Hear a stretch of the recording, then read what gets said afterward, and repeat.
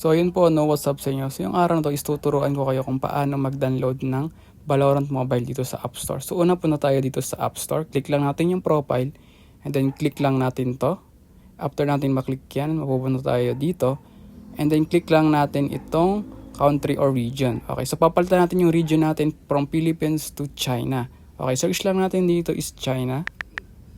Yan, mainland China. Okay, search nyo lang yan. Click lang natin yan. After natin maklik yan, click lang natin dito yung continue. Wait lang natin. And after nyan, click lang natin yung agree. And then, fill upan lang natin to katulad nito. Gayahin nyo na lang yan kung ano yung nasa screen nyo. Okay.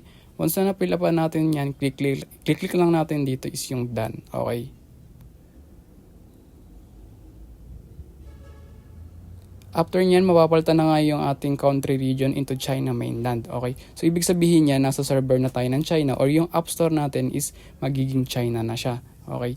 So, dito is China na nga yung App Store natin. And then, search lang natin dito is Valo.